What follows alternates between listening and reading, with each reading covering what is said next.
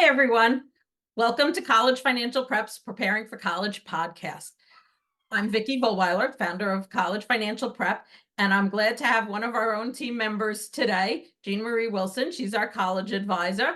Hi, Jeanmarie. Good morning. Hi, good morning, everyone.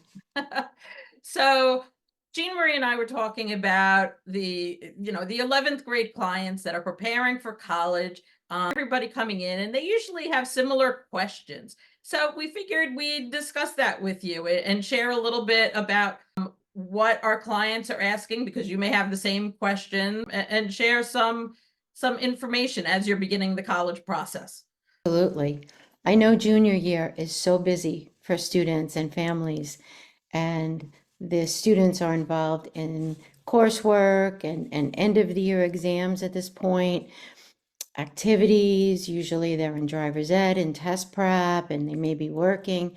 And so junior year is a very intense year. And oftentimes, towards the end of the year at this point, the students are really ready to finish up, wrap up, and take a rest after junior year is done. However, what I love students to do during junior year or in the spring of junior year, and certainly in the beginning of the summertime, is work on some of the components of the college process. Because the summer, again, gets hectic. There's summer programs and work and vacations and things going on. And so I like the students to really get some of these aspects underway, even before junior year is done. I would love to see students setting up college visits, certainly. And they can do that at this point, they can do that in the summer. It's preferable for them to go when the students are on campus because they get a better feel for the atmosphere and the community. However, many students, and I did this with my girls, we went in the summer because that's when we had more time. And that's fine. But setting up those college visits now is really important. But the question becomes like when parents ask, okay, yes, setting up college visits, but where do we go? How do we know where we should even be looking? And of course, there are thousands of colleges across the country, and students have so many different interests, and then they're not really sure. And so what I help the students do, and students can also do this on their own, is target colleges that they want to check out. Go visit the campus. It's great for them to see campuses of different types. Go see a campus in the city, see a campus near a college town or near a city, and something more rural.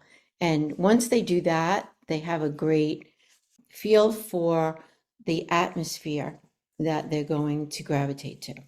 Right, and certainly, like, that can even be done locally. You don't have to really travel for that to see, certainly where we are in New York, it's very easy to go see a city campus, a Sure. suburban campus. So, we're not necessarily saying initially to, travel thousands of miles. No. Start off local and then expand out, be able to expand your college list. And Yeah, certainly you can, Cambridge can help with that. yeah. You can even do day trips upstate New York or neighboring states and go see some different types of campuses. See a larger size campus, see a medium size, see a smaller size. And that way, the students can really figure out what they like best, and that can narrow down their search parameters. Let me say this, just because we did mention New York. We do work with clients all over, not only New York based, so I just wanted to put that out. Yeah, absolutely. And well, that's the benefit of Zoom. We can zoom in anywhere. Definitely. So with college visits, there's just something that families need to be aware of, and that's that a number of colleges consider something called demonstrated interest. And that's when a student shows interest in a particular school. And they do that in a variety of ways. They do that by visiting virtual tours online, college fairs, seeing representatives that come to their high school, opening email links that the colleges send to them, or agreeing to be on their mailing list or reaching out to admissions. So demonstrated interest is a factor in the application review for a number of schools. And if you want to know what schools that might be, you can access something called the Common Data Set. And you can just Google Common Data Set with the college name, and you can see what they consider most important in the review process. So certainly for juniors right now, setting up those visits. Vicki mentioned working on that college list, and that college list will change. It will change even as students are in the actual application process often, but they can establish right now a general list of colleges of interest and start the research process and narrow that down. And I like students to, at some point, whether it's now or a little bit later, have those colleges in 3 different areas: likelies, likely to be admitted; matches, great academic, personal, financial, and social matches; and then any reaches the student and family decides. So I'm going to jump in just because you said that. Jeanmarie said financial match, and that's something that's very important at college financial prep. Absolutely. You know, we always take a household's finances into concern, and we want to know about that up front. So that way, when we develop a college list, it can be included. It's certainly important when considering college goals and financial goals. Absolutely. And, I was a high school counselor for 30 years, and every year students would get accepted to these great schools. And in April, they would recognize, and the family would recognize, that they couldn't afford them. And that's very disappointing. So having that discussion now too in junior year is really important. What is comfortable for the family, what is comfortable for the student to take on regarding loans, and what's Wait, let me feasible. stop you there. Sorry. Students can only take out up to 5,500 in student Yes. loans. So just Yes, that's that doesn't go freshman year. very far. Yeah, and that's for freshman year. Not So with the college costs anyway. Yeah, right. So some schools, I mean, they're like upwards $90,000 a year now. It's crazy. ridiculous. But I mean, just realize that that's a sticker price. And, depending on varying households, that price could be much lower. But it's important for us to talk about all that before generating a college list. Yes, that's the great benefit why I really enjoy working with Vicki, because we're developing a list together that matches what the student would like and what the family is comfortable with. And so it's a really stable list, and it's a list that, because there are so many colleges across the country, there are colleges that students will love within the family's budget.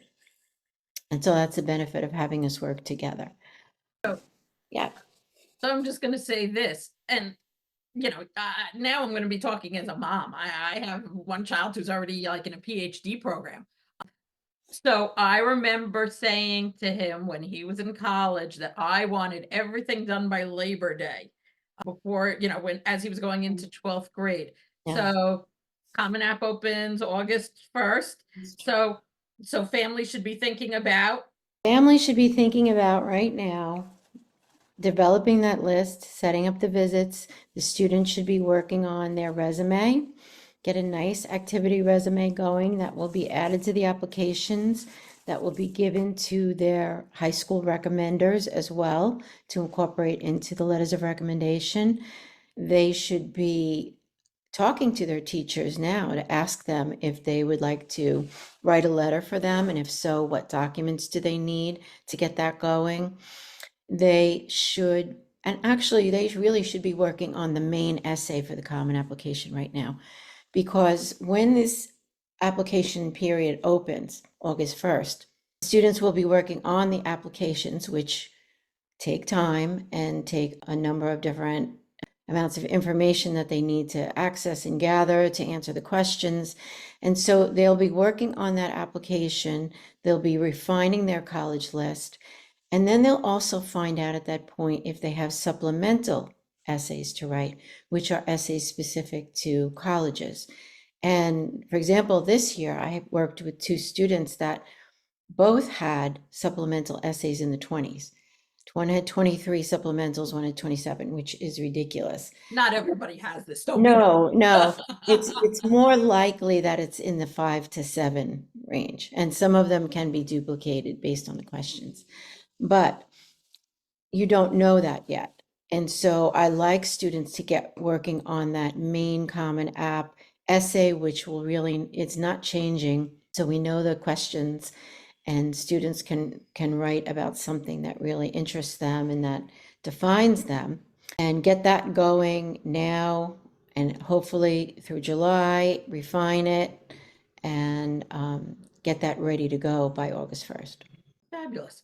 So that's really the timeline. The summer comes very quickly, and typically after junior year, the students want a little bit of a break from the busyness of the year. And so by the time a lot of students get going, it's mid-July, which, happens often, and certainly we can support them at that point and later on as well. Wait, yeah, not too much later, because there's gonna Not be too too much much stress for the parents and too much stress for the students. And me, if I'm working with them. But it does happen, but it is great to get going on some of these aspects, certainly now. Thanks, Jeanmarie. Just want to let everybody know, if you'd like to reach out and find out more information, you can always reach out to us at collegefinancialprep.com. You could click on the little blue button, set up a discovery call, and we look forward to speaking to you. Anyway, thanks for joining us all today. There'll be new podcasts coming out, so check those out on our website. And thanks, Jeanmarie, for Thank speaking with me you. this morning. Have a great day. Bye, everyone. See you next time.